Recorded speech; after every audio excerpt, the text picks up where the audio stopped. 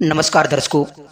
नारद जी के स्त्री बन जाने और एक राजा से विवाह करके संतान उत्पन्न करने की कथा को आधार बनाकर आज हम जानेंगे कि ईश्वर क्या है और माया क्या है, जगत क्या है। तो आइए इस रोचक वीडियो को प्रारंभ करते हैं। एक बार नारद जी के मन में ये अहंकार आ गया कि वो माया पर विजय प्राप्त कर चुके हैं। वे सबसे बड़े सन्यासी हैं और भगवान के द्वारा बनाई हुई इस पूरी माया से वे परे जा चुके हैं। भगवान विष्णु सबके हृदय में निवास करते हैं। उन्होंने नारद जी के मन में चल रही इस बात का पता लगा लिया। अपने सच्चे भक्तों के मन में अहंकार कभी नहीं रहने देते हैं। भगवान विष्णु ने नारद जी के अहंकार को तोड़ने के लिए एक माया रची। उन्होंने एक बड़ा ही सुंदर सा नगर बनाया। उस नगर में एक राजा बनाया और राजा के यहाँ पर एक पुत्री का जन्म करा दिया। फिर जैसे ही वो नगर में प्रवेश किए तो उनको लोग पकड़कर राजा के पास ले गए।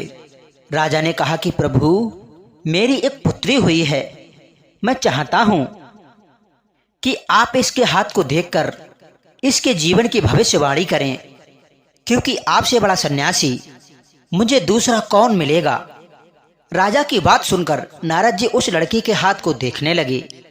जैसे ही उन्होंने उस लड़की के हाथ को देखा तो उन्होंने देखा कि ये तो साक्षात माता लक्ष्मी के जैसा हाथ है। तब उन्होंने कहा कि इस लड़की से जो भी विवाह करेगा वह भगवान की तरह, वह भगवान विष्णु की तरह प्रभावशाली होगा। इतना करने के बाद नारद जी के मन में ये ख्याल आने लगा कि यदि मैं ही इस लड़की से विवाह कर लूं तो मैं भगवान विष्णु के जैसा प्रभावशाली बन जाऊंगा। इसीलिए समय आने पर जब उस लड़की का स्वयंवर रखा गया तो नारद जी भगवान विष्णु के पास में गए, क्योंकि उनको अपने रूप पर विश्वास नहीं था। उन्होंने भगवान विष्णु से कहा कि हे प्रभु, आप मेरे लिए अपने जैसा रूप प्रदान कर दीजिए ताकि मैं उस लड़की से विवाह कर सकूं। ये सब तो विष्णु जी की ही माया थी और वो चाहते थे कि नारद जी के मन में जो अहंकार है उस अहंकार को दूर किया जाए। इसीलिए भगवान विष्णु ने नारद जी को एक बंदर का चेहरा दे दिया। श्रोताओं, आपने ये कहानी कहीं ना कहीं सुनी होगी, लेकिन पूरी कहानी आपने निश्चित रूप से नहीं सुनी होगी। ये कहानी का पहला हिस्सा है जो रामायण के प्रसंग में भी आता है और अन्य जगह पर भी आता है। लेकिन दूसरे हिस्से को जब आप सुनिएगा तो आपको वास्तविक सुख की प्राप्ति होगी।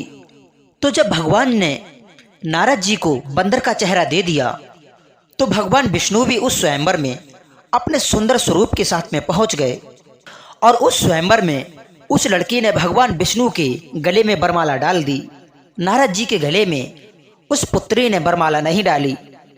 फिर जब नारद जी भगवान विष्णु के बैकुंठ लोक में गए तो उनके रूप को देखकर जय और विजय द्वारपाल दोनों हंसने लगे।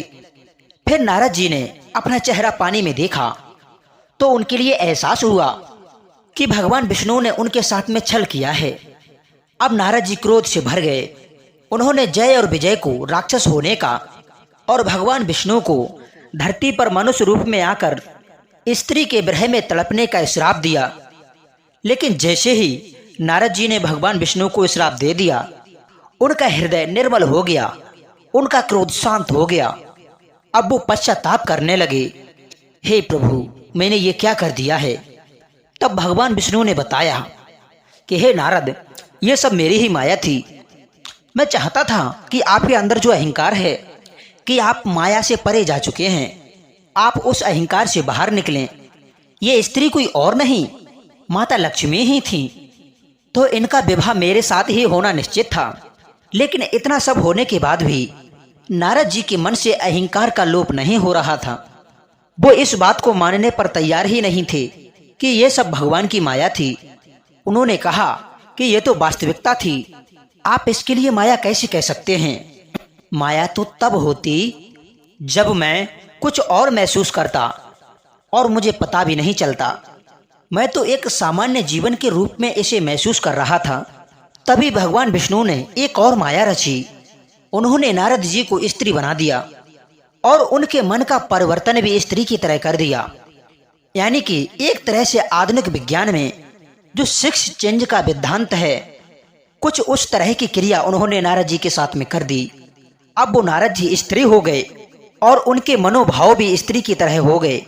अब तो नारद जी एक राजा से प्रेम करने लगे। फिर धीरे धीरे समय आने पर उन्होंने उस राजा से विवाह कर लिया। विवाह करने के बाद में नारद जी को कई पुत्र हुए और नारद जी अपनी गृहस्थी में इतना रम गए कि उनके लिए भगवान का भजन करना भी याद नहीं रहा। अब तो वो अपने आप को रानी समझते थे और उस राजा के प्रेम को पाने का ही प्रेम किया करते थे। उनके लिए सबसे बड़ी वस्तु, सबसे बड़ा लक्ष्य उस राजा का प्रेम ही था। तब बहुत समय बीत जाने के बाद भगवान विष्णु नारद जी के पास में गए और नारद जी को उस माया लोभ से बाहर लेकर के आए और कहा, यह देखो, यह मेरी माया है, वो स्त्री तुम हो और यहाँ पर जो अशारीरिक रूप से मेरे साथ खड़े हो वह वास्तविक तुम हो। अब तुम देख कर बताओ कि माया में फंसे हो या नहीं फंसे हो।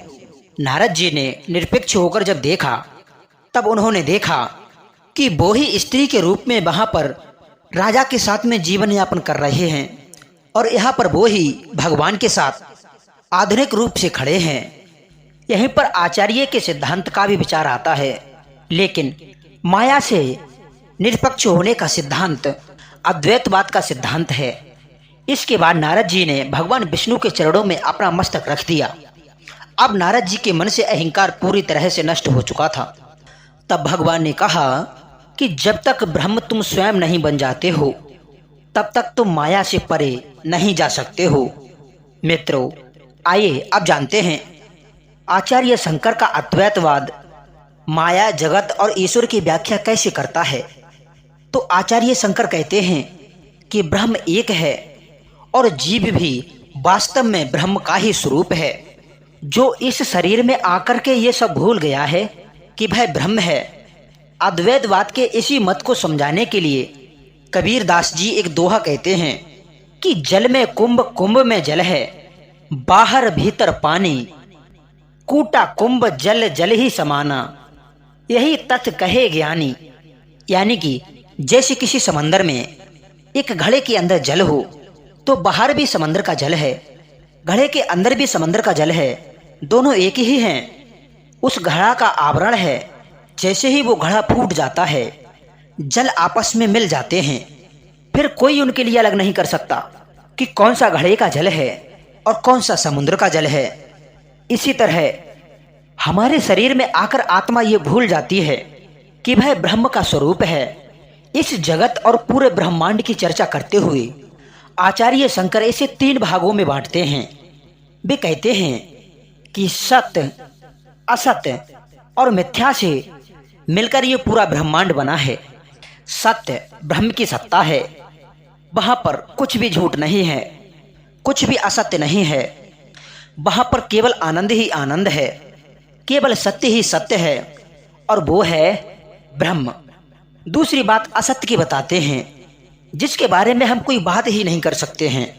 यानी कि असत्य को सिर्फ हम कह सकते हैं कि असत्ता होती है जो पूरी तरीका से झूठ होती है, लेकिन यदि हम उसमें कोई भी कल्पना कर लें तो वह असत्य के अंदर नहीं आ सकती। क्योंकि जैसे ही आपने कोई कल्पना किया, आपने एक निर्माण किया और वो कहीं ना कहीं अस्तित्व में आया, जैसे उसका अस्तित्व भले ही आपकी कल्पना में हो, अगर वो है तो वह असत्य नहीं हो सकता है। तो वो कहाँ जाता है? वह मिथ्या है। जगत को मिथ्या कहा उन्होंने। ये सारा जगत जो हम देख रहे हैं उसे उन्होंने मिथ्या कहा। मिथ्या जगत के भी उन्होंने 2 भाग किए, एक प्रतिभास और एक व्यवहार। प्रतिभास उन्होंने कहा कि जैसे कोई व्यक्ति सपना देख रहा हो या किसी व्यक्ति को भ्रम हो, उसका सपना, उसका भ्रम जो एक नया जगत रचता है वह प्रतिभास है। वह जगत मिथ्या के अंदर जगत प्रतिभास है। उदाहरण के तौर पर ध्यान से समझिएगा, जैसे हम गहरी निंद्रा में कोई सपना देखते हैं और उस सपने में हम मान लीजिए बहुत तेज दौड़ते दौड़ते किसी गाड़ी से टकरा जाते हैं, तो अचानक जब हमारी नींद खुलती है तो हमारे हृदय की धड़कन बढ़ी हुई होती है, हमारा शरीर पसीने से भीगा हुआ होता है, यानी कि सपने में किए गए हमारे कार्य के जो क्रिया है उसमें हमारा शरीर इस जगत में वैसे ही करता है जैसे इस जगत में हमारे साथ वह घटना होती तो यह शरीर प्रतिक्रिया व्यक्त करता। यानी कि जब तक हम सपना देख रहे थे हमारे मन को ये लग रहा था कि वह सत्य है, वो एक दुनिया बन गई जो हमारे लिए सत्य लग रही थी। जब तक हम उस दुनिया में थे, जब तक हम उस सपने में थे, तब तक हमारे लिए ये मालूम नहीं था कि वो सपना गलत है, नहीं तो हमारे लिए डर ही नहीं लगता। एक स्थिति ऐसी भी होती है जब सपना देखते हुए हमें जब पता चलता है कि हम सपना देख रहे हैं, वह गहरी निद्रा की अवस्था नहीं होती है, यहाँ पर उसकी बात नहीं हो रही, तो सपने में देखा गया संसार जैसे हमें सत्य लगता है जब तक कि हम सपने में हैं। और जैसे ही हम सपने से बाहर निरपेक्ष रूप में आते हैं तो हमें पता चलता है कि वो तो एक झूठ था, वो तो सिर्फ एक सपना था, एक आभास था, एक प्रतिभास था। वैसे ही हमें उसके मिथ्यात्व का पता चल जाता है। जब व्यक्तित्व के इस स्तर पर आदमी जीवित रहता है तो उसे आचार्य शंकर प्रतिभास कहते हैं। और इसी को एक स्तर आगे बढ़ाकर वो कहते हैं कि व्यवहार में हम सभी एक बड़े सपने में जी रहे हैं। जो व्यक्ति अपने आप को इस बड़े सपने से ऊपर उठा लेता है, यानी कि इस जगत से, इस संसार से ऊपर उठा लेता है, वह वहां पर ऊपर उठकर देख पाता है कि पूरा संसार ही एक भ्रम है, एक मिथ्या है, एक ऐसी दुनिया है जो वास्तव में कोई तत्व रखती ही नहीं है। लेकिन ऐसा करने में हमारे लिए बहुत समय लगता है। सपने से जागना एक व्यक्तित्व क्रिया है और जगत से ऊपर उठ जाना ये बड़े ही मेहनत से प्राप्त किया जाता है। आचार्य शंकर जी ने इसके लिए ज्ञान का मार्ग बताया, गुरु गोरखनाथ जी ने इसे हट का मार्ग बताया, और वहीं पर बलम्बाचार्य ने, रामानुज जी ने इसे भक्ति के मार्ग से बनाने का प्रयास किया। अलग अलग मार्गों से व्यक्ति अपने आप को इस जगत से ऊपर उठाकर इस जगत की माया से दूर जा सकता है। और तीसरी जो अवस्था है वह सत्य की अवस्था है, यानी कि इस मिथ्या जगत से जब हम ऊपर उठेंगे तो हम सत्य की अवस्था में जाएंगे। और सत्य की अवस्था में कौन है? वो है ब्रह्म। यानी कि जैसे ही हम वहां पर सत्य में जाएंगे हम ब्रह्म से एकाकार हो जाएंगे। फिर जाकर अहम ब्रह्मास्मि का मूल मंत्र हमारे ऊपर लागू हो सकता है। तो शंकराचार्य के अद्वैतवाद में निर्गुण है, निराकार है, और एक है कि जीव उसी का अंश है, अतः उसी से एकाकार हो जाता है। यह जगत मिथ्या है और असत्य को हम परिभाषित नहीं कर सकते हैं। अब आते हैं माया पर। तो आचार्य शंकराचार्य माया को प्रपंच के रूप में विख्यात करते हैं, जबकि भागवत में और अलग दर्शनों में माया को भगवान की एक त्रिगुणात्मक शक्ति के रूप में बताया गया है। यानी कि अलग अलग कॉन्सेप्ट है। अगर हम भक्ति मार्ग को देखेंगे, भागवत दर्शन के अनुसार देखेंगे, तो माया के आधार पर भगवान इस जगत को चलाते हैं। वह माया भगवान की एक शक्ति है जो कि पॉजिटिव है, यानी कि सकारात्मक है। लेकिन आचार्य शंकर के यहाँ माया को प्रपंच के रूप में बताया गया है। माया भगवान की एक नकारात्मक शक्ति है, जिसके कारण इस शरीर में आकर जीव अपने आप को ब्रह्म से अलग अनुभव करने लगता है। अहम ब्रह्मास्मि में उसका मूल उद्देश्य है, जिससे वह दूर हो जाता है। मित्रों, अहम ब्रह्मास्मि में कहने का मंत्र नहीं है। आप अपने जीवन में पूरे जीवन में ब्रह्म हूँ, मैं ब्रह्म हूँ, ऐसा रटते भी रहेंगे, तब भी आप अहम ब्रह्मास्मि के तत्व को नहीं पा सकते हैं। अहम ब्रह्मास्मि में एक अवस्था है और उस अवस्था को प्राप्त करने के लिए आपको इस जगत से ऊपर उठना पड़ेगा। उसके लिए आपको ज्ञान मार्ग, हठ मार्ग, इनमें से किसी भी मार्ग में पूरी तरीका से लगना होगा, इसमें रमना होगा, तब जाकर आप उस अवस्था को प्राप्त करेंगे। अब बात करें कि आम मनुष्यों के लिए कि हमारे लिए क्या है, तो आचार्य शंकर ने हमारे लिए देवताओं की व्याख्या प्रस्तुत की। उन्होंने अनेक देवी देवताओं की स्तुतियां लिखी। उन्होंने कहा कि ब्रह्म निर्गुण है, लेकिन इस मिथ्या जगत को चलाने के लिए ईश्वर व्यवहार की स्तर पर देवताओं की सृष्टि करता है। ये देवता वास्तव में ब्रह्म नहीं हैं, ब्रह्म की सत्ता से एक सत्ता नीचे हैं। लेकिन आम मनुष्य जो ज्ञान मार्ग पर चलकर परम तत्व को प्राप्त करने में असमर्थ है, वह इन देवताओं की पूजा करके इस जगत को मिथ्या मानते हुए अपने जीवन को सुचारू रूप से चला सकता है और बाद में मृत्यु के बाद वह इस जगत को छोड़कर ब्रह्म से एकाकार हो सकता है। तो मित्रों, कैसी लगी आपको ये प्रस्तुति? कमेंट बॉक्स के माध्यम से अवश्य बताना। हम मिलते हैं आपको एक नई ज्ञान चर्चा के साथ नेक्स्ट वीडियो में। तब तक सभी के लिए बहुत बहुत धन्यवाद जी। नमस्कार।